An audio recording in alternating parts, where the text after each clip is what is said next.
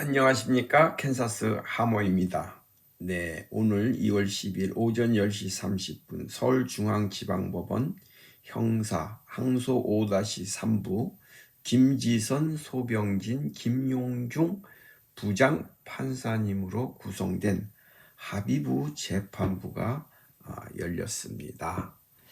네, 앞서 전해드린 영상에 이어서 1차 항소심 공판에 대한 내용을 덧붙여서 전해드려 보겠습니다. 일단 중요한 쟁점은 원고 측, 즉 김호중 아티스트 측의 변호인들은 1심, 즉 원심의 형량이 무겁다고 조정해달라는 주장을 폈습니다. 그리고 그 이유로는 일각에서 제기된 술타기 수법, 즉 음주 측정을 피하고자 도주 후에 추가로 술을 더 마시는 이러한 수법을 썼다는 그러한 의혹과 그러한 어떻게 보면은 언론의 그러한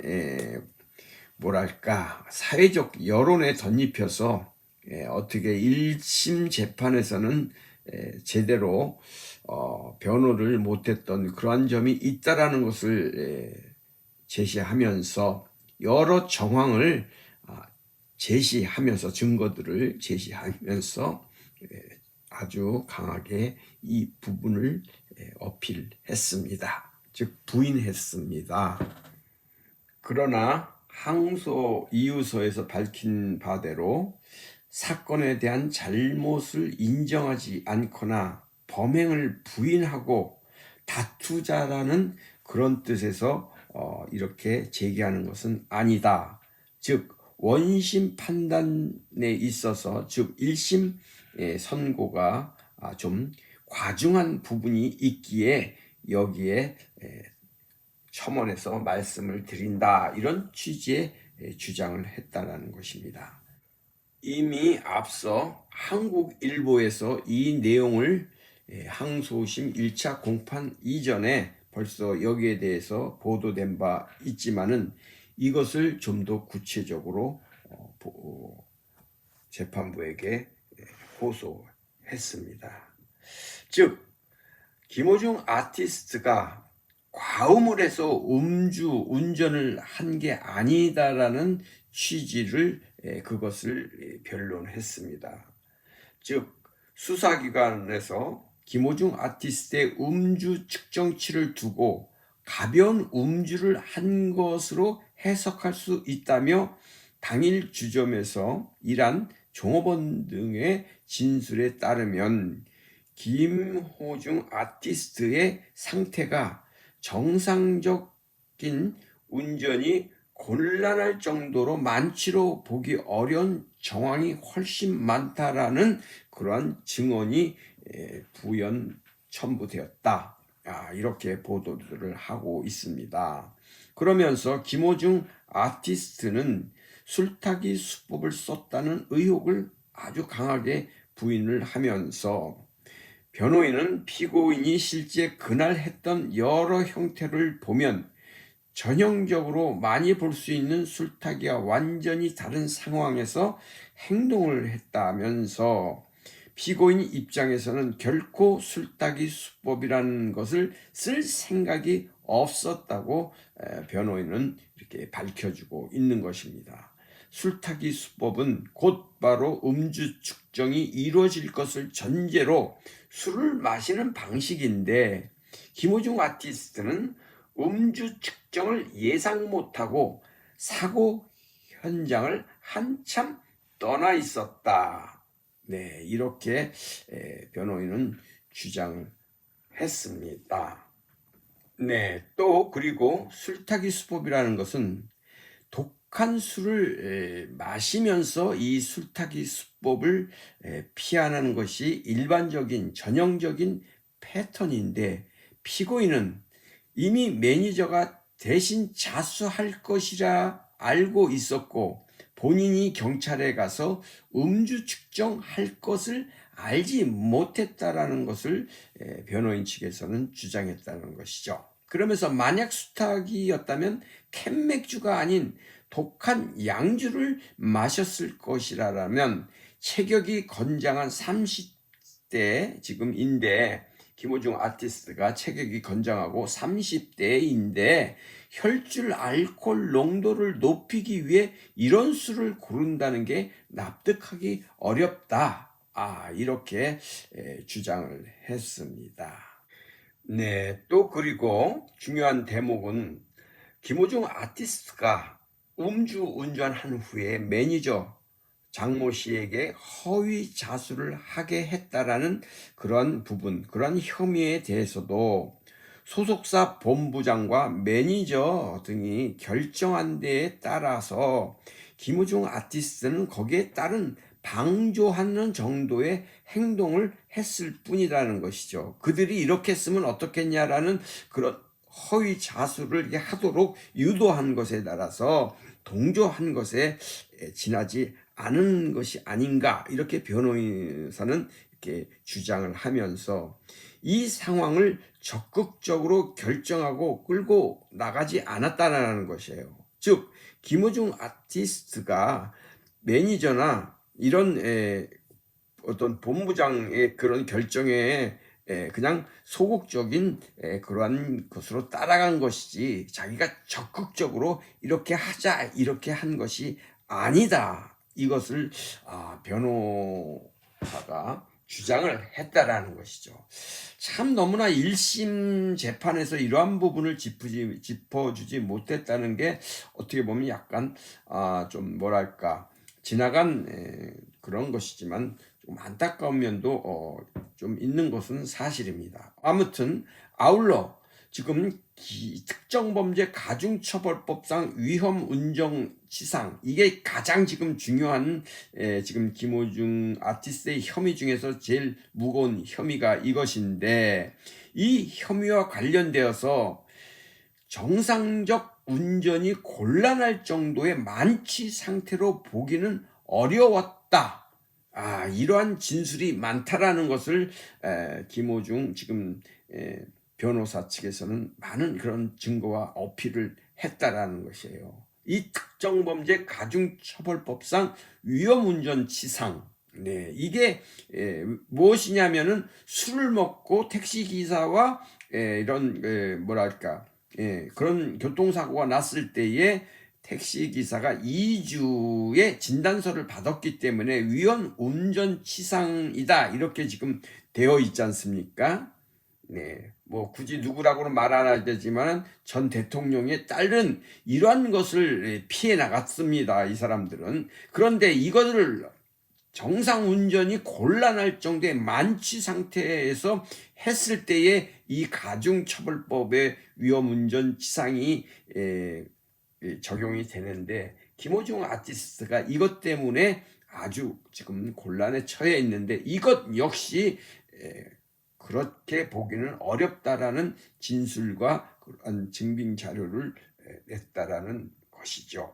김호중 아티스트가 주치로 인해 정상적인 운전을 할 수 없었다고 단정할 수는 없다, 이렇게 변호인은 주장을 한 것입니다. 모두 잘 알고 있는 사실이지만은 지난해 11월 13일이죠. 1심 재판에서 서울중앙지법 형사 26 단독 최민혜 판사는 이렇게 얘기하면서 판결을 내렸습니다. 무책임하게 도주한 데에 또 거기에 더 나아가서 매니저 등에게 자신을 대신해 허위로 수사기관에 자수하게 했다. 그러면서 초동 수사에 혼선을 초래하고 경찰 수사력도 상당히 낭비됐다. 이렇게 하면서 징역 2년 6월을 선고했습니다. 그런데 요번 변호사 측에서는 이것을 항소 이유로 잘 이렇게 반박을 해주는 그런 모양새를 갖추었다. 저는 이렇게 대충 그런 감을 느껴봅니다. 근데 1심 재판부에서는 검찰이 기소한 내용을 100% 어떤 그런 그 변론 없이 그냥 받아들였어요. 아, 그거 다 맞습니다. 이렇게 받아들이고 하루빨리 그냥 뭐 최소한도 뭐 이렇게 집행유예나 뭐가 나오겠지 이런 식으로 한 것이 아닌가 그런 느낌. 그러니까 저 개인적인 생각이지만은 그런 느낌을 좀 있었어요. 그냥 근데 요번에는 조목조목 잘 짚어나가고 있기에 그래서 서로가 쟁점을 논할 수 있다라는 것이 정말 고무적인 그런 일이다. 저는 이렇게 보고 싶네요. 네, 그러면서 수사기관에서도 경찰과 검찰에서도 3,500페이지 가량의 방대한 분량을 갖고 있는 수사 기록에서도 술타기 수법에 관련된 내용은 지극히 일부에 불과하다. 네, 한국일보에서는 불과 뭐 8페이지인가 그 정도 된다고 이런 부분을 이야기하면서 수사기관에서도 술타기 의혹은 의심하지 않았던 것으로 보인다. 그런데 검찰은 항소 요지에서 술타기 의혹을 단정적으로 언급했다라는 그러한 것을 변호인단에서는 꼬집어서 그렇게 주장을 하고 있습니다. 아주 그런 것이 참 지금 제가 봤을 때는 잘 어필하고 있는 것 아닌가 이렇게 생각이 됩니다. 네, 그러면서 또 변호인 측 주장은 정상적인 운전이 가능한지 여부에 대해서 제대로 입증이 되지 않았다. 이렇게 주장하면서 국과수 감정에서도 음주 대사체 수치가 기준치 10분의 1 수준으로 나왔다는 점에서 가벼운 음주에 불과한데 이렇게 이러한 것을 묵과시킬 수 있는가? 이렇게 주장하고 있는 것입니다. 그러면서 당시 일행이 많았고 장소를 옮기며 주문했던 주류 총량으로 계산됐기 때문에 김호중 아티스트가 마신 술을 판단하기 어렵다. 다시 한번 말씀드리면 그 당시 일행들과 일행이 많았대요. 이 사람 저 사람 만나는 사람들도 많았답니다. 그러면서 장소를 뭐 꼭 한 군데서만 이렇게 대화나 어떤 이런 미팅을 한 게 아니겠죠. 그러다 보니까는 중요한 그 공연에 제 생각입니다. 공연이 있고 하다 보니까 이 사람 저 사람 만나면서 이렇게 얘기를 하면서 다녔겠죠. 그래서 그때 만났을 때 입가심으로 아마 조금 술을 마셨을 수도 있어요. 제 생각입니다, 이거는. 그런데 여기서 지금 주장하는 것은 일행이 많았대요. 만난 사람들이. 그리고 장소를 옮기면서 주문했던 그 주량의 총량이 계산됐기 때문에 그 사람들과 만나서 먹었다는 것을 통틀어서 이 술의 그 총량을, 그 알코올의 그 양을 계산했기 때문에 김호중 아티스트가 마신 술을 어떻게 그렇게 판단할 수 있는가 이겁니다. 그것에 대해서 변호인단이 또 어필을 했습니다. 네, 그러면서 아주 중요한 변론을 변호사가 또 했네요. 증거로 제출된 폐쇄회로 CCTV에 대해서는 김호중은 한쪽 발목에 상당한 기형, 발목이 지금 아프지 않습니까? 기형이 있어서 걷는데 장애가 있다. 그래서 평소 걸음걸이도 정상인과 다른데 남들 보기에 비틀거린 것처럼 보인 게 음주 때문이라는 것은 잘못된 단정입니다. 이렇게 재판부에 어필을 했습니다. 이것은 누구나 아는 사실인데 이걸 가지고 음주 때문에 비틀거렸다고 오히려 그것을 CCTV로 증거를 대밀었는데 1심 재판부에서는 1심 원심 때에 뭐랄까 그런 부분에 대해서는 이것을 지적해 주지 못했다는 게 참 안타까웠죠. 그러면서 김호중 변호사가 아닌 즉 소속사의 그 변호인단 즉 아무래도 법무법인 동인 같습니다. 거기에 있는 분들은 그 변호사님들은 이렇게 변호사님이 누가 얘기했는지는 몰라도 재판부에다 이렇게 얘기했어요. 그때에 그 사고 시점에 그때에 한 명이라도 말렸으면 좋았을 거라고 모두 생각하고 있지만 당시에는 큰 타격을 입을 거라는, 여기서 큰 타격이라는 건 뭡니까? 큰 공연이 있으니까 거기에 대해서 큰 데미지가 있을 거라는 그런 생각으로 당황스러움 때문에 순간적인 판단력을 잃었다. 그러면서 모두 전과가 없고 우발적이었다라는 점, 그리고 수사 초기부터 적극 협조한 점을 헤아려 달라고 호소했다라는 거예요. 참, 이런 것을 이렇게 잘 이렇게 우리가 지금 간지러운 부분이 있잖아요. 이걸 이렇게 했어야 되는데 이거를 못했다는 게 참 안타깝습니다. 다시 한번 말씀드리면 그때에 한 명이라도 말렸으면 그 소속사의 그 대표라든가 본부장 그 외 매니저 이런 분들이 그때에 이건 아니다 하고 조금이라도 이게 정신을 차렸으면 좋았을 텐데 이걸 못 말렸으면 하면서 그런 생각도 있지만은 당시에는 큰 타격을 입을 거라는 당황스러움 때문에 순간 판단력을 잃었습니다. 그러니 그렇지만은 모두가 이 네 분 모두가 전과가 없고 우발적이었다라는 점, 순간의 판단을 흐리게 했다라는 점, 그리고 수사 초기부터 그리고 적극적으로 협조한 점, 이런 것을 재판부는 판사님들은 헤아려 주십시오. 이렇게 호소했다. 이렇게 되어 있는 것이죠.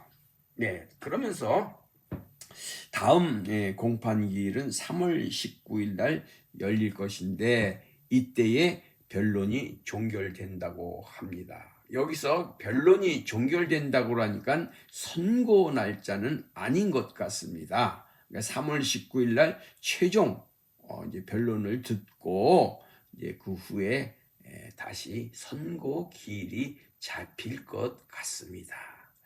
네, 그러니 아마 꽃피는 봄에 최종 결론이 나오지 않을까 캔사스 하모는 이렇게 미루어 짐작해 봅니다. 아무튼 항소심 1차 공판에서 변호사님들의 역할이 대단히 컸구나 하는 것이 캔사스 하모의 생각입니다. 네, 아무튼 좋은 결론이 나올 것으로 기대하면서 좀 더 제가 세련되지 못하고 이렇게 어떻게 잘 이렇게 정리하지 못하고 이렇게 막 두서없이 말씀드린 것을 양해해 주십시오. 네, 캔사스 하모입니다. 건강하시고 평강하십시오. 감사합니다.